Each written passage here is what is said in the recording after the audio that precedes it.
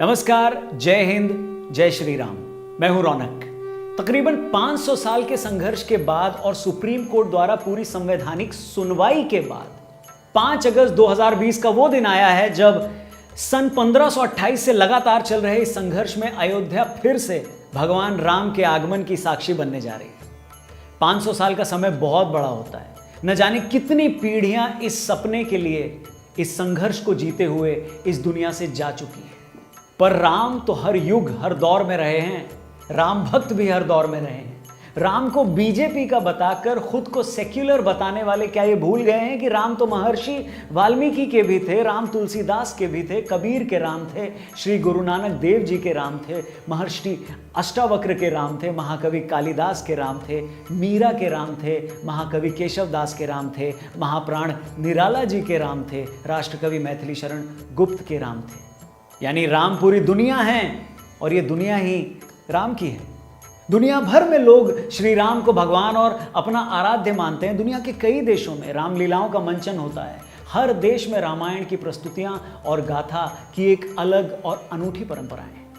पर दोस्तों, यह इतिहास का एक कड़वा सच है कि बर्बर विदेशी आक्रांताओं ने हमारे हजारों श्रद्धा, पुण्य और प्रेरणा केंद्रों को ध्वस्त करके, उन पर अटैक करके राष्ट्रीय स्वाभिमान को नष्ट करने का प्रयास किया था। क्योंकि उनको एक बात बिल्कुल क्लियर थी कि अगर किसी देश को, किसी राष्ट्र को खत्म करना है तो सबसे पहले उनकी आइडेंटिटी को, उनके कल्चरल वैल्यूज को खत्म किया जाए, उन पर आघात किया जाए। काशी विश्वनाथ मंदिर बनारस हो, श्री कृष्ण जन्मभूमि मथुरा हो, श्री राम जन्मभूमि अयोध्या हो या गुजरात का सोमनाथ मंदिर हो, ये सारे धार्मिक स्थल भारत की सांस्कृतिक प्रवाह धारा के आधार रहे हैं और इतिहास में बार बार इन पर हमला किया गया है।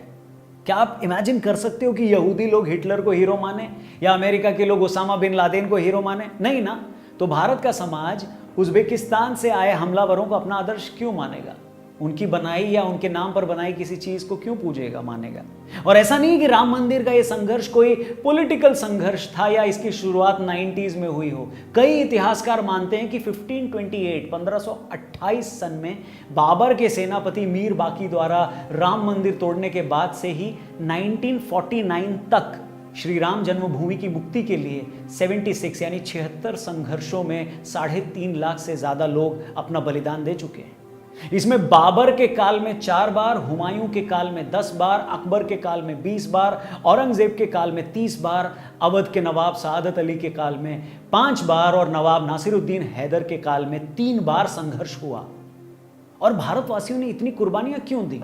क्योंकि भारत के लिए राम केवल पूजा के देव नहीं हैं, वे नेशनल प्राइड हैं, राष्ट्रीय गौरव, भारत भक्ति और मर्यादा के मानदंडों के अनुसार जीवन व्यवहार करने वाले राष्ट्र पुरुष हैं।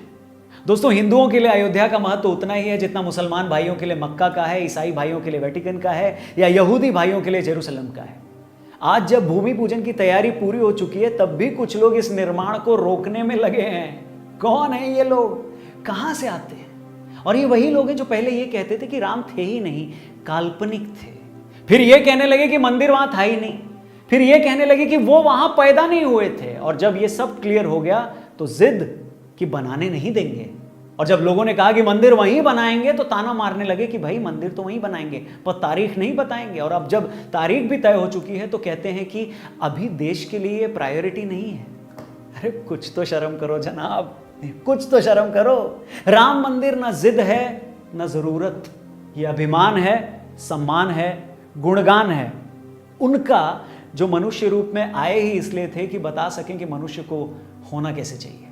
और एंड में मैं बस इतना कहना चाहूंगा कि तरस के साथ साथ मुझे शर्म भी आती है उन लोगों पर जो जय सिया राम और जय श्री राम सिर्फ इस वजह से नहीं कहते क्योंकि उनको लगता है कि एक पार्टी विशेष इस कैंपेन को चला रही है और जय श्री राम कहेंगे वो तो वो उनके विचारधारा से टैग कर दिए जाएंगे। तो उन लोगों से मैं यही कहूंगा कि हे सल्फेट शिरोमणि, राम तब भी थे जब वो पार्टी नहीं थी। राम तब भी थे जब आडवाणी और मोदी नहीं थे। राम तब भी थे जब तुम और हम नहीं थे। और राम तब भी रहेंगे जब ये सब नहीं होंगे।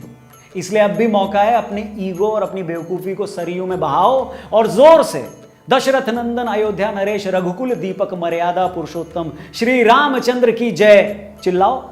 और ये वीडियो सही लगा हो तो और भी लोगों तक पहुंचाओ, कुछ बढ़िया कमेंट करके बताओ। चैनल ज़रूर सब्सक्राइब करना। फेसबुक पेज पर देख रहे हो तो ज़रूर लाइक करना पेज को। अपना ख्याल रखना। जय श्री राम।